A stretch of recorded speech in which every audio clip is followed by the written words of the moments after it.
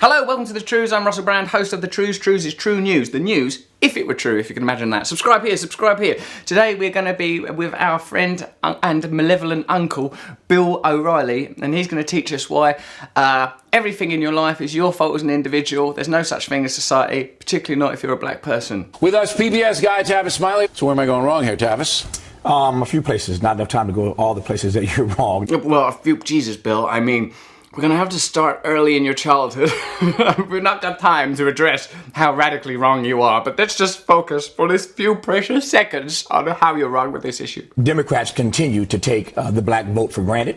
Republicans continue to ignore that vote. So if you're African American, what do you do? The reality is that neither party is truly interested, I believe, in the economic opportunity and the social mobility of African American voters. Or any poor people, or anybody outside of the corporate elites that fund them. If you've got a situation, as you have in America, where both political parties are funded by the same economic interests, where Washington is deluged with lobbyists constantly pressing for their agenda and objectives to be met, it's very difficult for ordinary voters to have any impact. You're voting for the same thing. To learn more about that, look at Lawrence Lessig, follow him on Twitter, and learn more about corruption in the lobbying industry in Washington. All right, so you say that the Republican Party is apathetic. Maybe, that might be true. Every so often Bill just drops a facade and just goes, yeah. I mean, I think they're more intimidated, though, than uncaring. I think they're afraid. Intimidated by what? I think they're afraid.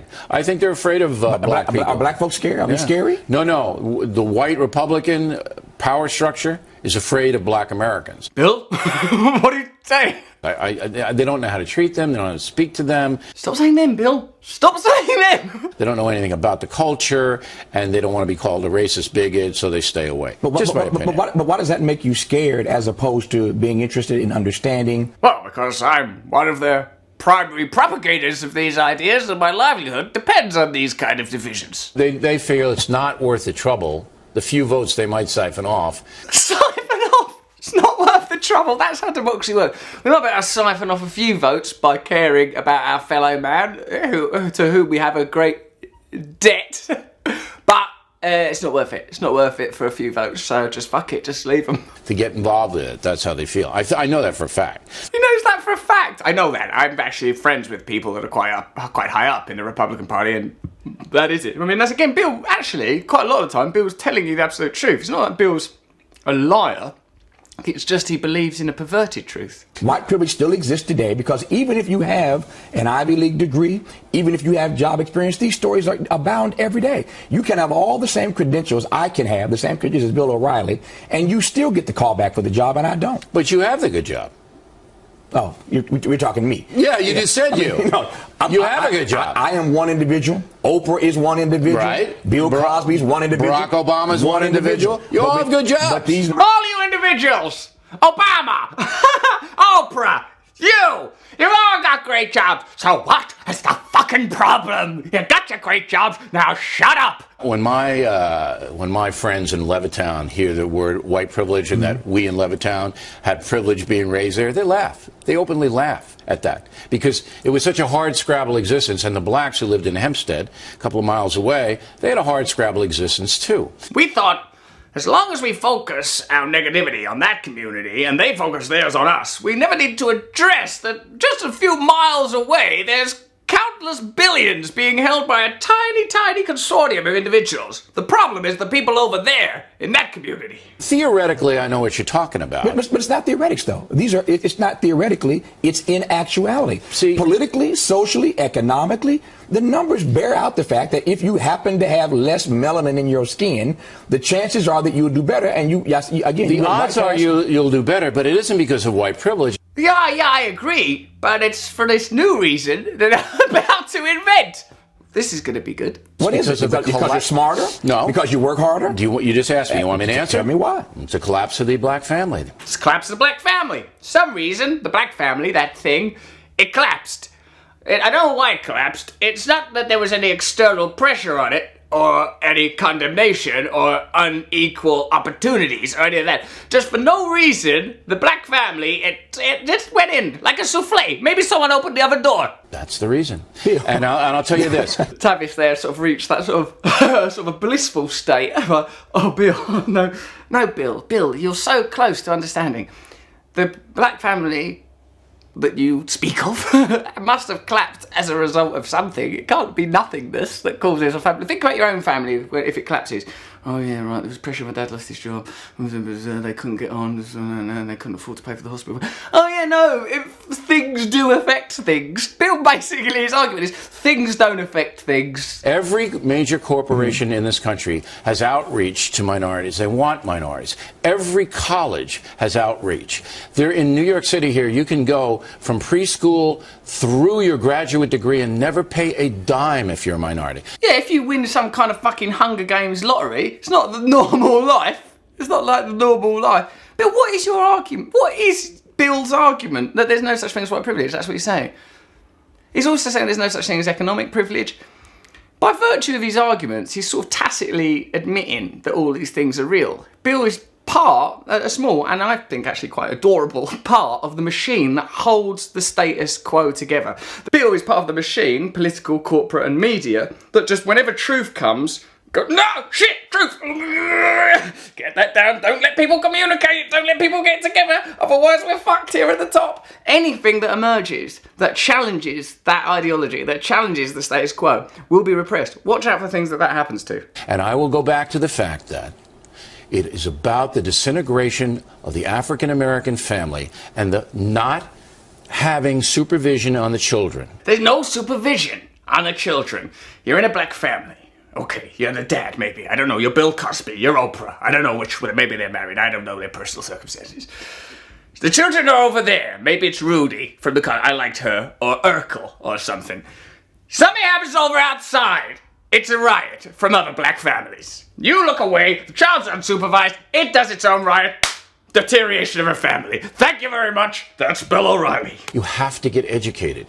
And the educational experience and if you're trapped in an inner city school, right, where you're staying in dilapidated classrooms. Why are you trapped there? Why are you trapped? What's happened? Has Oprah tripped near the door? And maybe Bill Cosby, he's got tangled in the drapes by the window. And you can't get out. Used books, missing pages. Why are you trapped there? Because what has happened was it Jamie Foxx is in the schoolyard and he's not been supervised, so he's maybe gone crazy with a gun. Like, you'll notice that they're never white, these people that go crazy with guns. Because Republicans and Democrats don't care about economic opportunity and social mobility for black Americans. That may be true. That may be true that the Republicans and Democrats... You can't just brush that off. Yeah, sure, it may be true that the Republicans and Democrats don't care about creating equal opportunity. That's the argument, Bill. Not your imaginary black family that's collapsing inwards like a Yorkshire pudding for some reason. That is what the important thing, that there's no political representation of African American people. It's more pronounced because it's a more clearly racially divided country. In our country, Britain, no one is representing the interests of economic underclass or ordinary working people or increasingly middle class people. It's corporate hegemony, political elitism and detachment. These are the issues. Families aren't just spontaneously combusting, boo, boo, and collapsing inwards all over the world. That's why. On the political surface, but you're trapped there because your parents did not earn enough money or cannot or will not earn enough money to... Cannot or will not. I can earn enough money, but I won't earn enough money. Get you the hell out of there. And Bill's arguments all lead back to demonstrating the problem that Tavis Smiley is trying to describe. Yeah, well, you're trapped in the school. You're trapped in the system. You're unrepresented by nothing. We need a president and a Congress that makes its number one priority jobs with a living wage. What the government has to do is let the private sector unleashed so that more jobs will be created. Yes. Brilliant, Bill. There we go. We reached the conclusion. All of this nonsense, all this flim-flam rhubarb leads to unleash the corporate sector. You are the corporate sector. This is a propaganda machine for the corporate sector going, this will end if we have more corporate freedom, if we have less regulation, if we have less social structures to prevent elitism. How could it, Bill? It's what's caused the problem, Bill. How have you reached that conclusion? Please help us understand. Bill, it's almost like you understand the truth, but then you say that the solutions to the problems created are the opposite of what they are. It's not like Bill is like let's drag Bill back through the prism. Anything that he says, the opposite is true. So if he's saying corporate freedom, you need corporate regulation. If he's saying that poor communities are themselves responsible, then you know that there is social culpability. He's almost like a sort of like that groundhog in Groundhog Day. You could sort of just watch Bill's shadow, because the shadow of what Bill's saying is absolutely true. We don't have to do the Trews anymore. We could just every day go, watch what Bill O'Reilly's saying, then say the opposite inside your brain, and that's what's true. It's that same private sector that's sitting on $1 trillion of money right now after we bailed them out that they want pour back into the economy to stimulate those jobs. And you know why? Because they're greedy. They're greedy. They're greedy. We built something else. But that's always the way it's going to be in capitalism. He actually knows. He actually knows. But you know why? Because they're greedy. And that's that. Well, should we regulate them? No! Deregulate them so that the greed can grow. Eventually the greed will pop. And what's the greed full of? Love. And then all the love will spill out and it'll solve everything. So deregulate it. Amazing. But somebody's got to say that, though. I just said it. They're greedy. Bill O'Reilly there inadvertently revealing the true problem at the core of all economic and social depravity. Rampant capitalism. This is the Trews. This is the Trews. Subscribe here. Subscribe to Trews. Subscribe to Trews.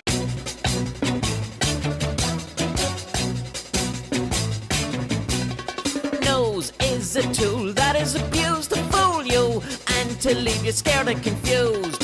Trews is like the nose. If the nose was true, I want some Trews. Let's have some Trews.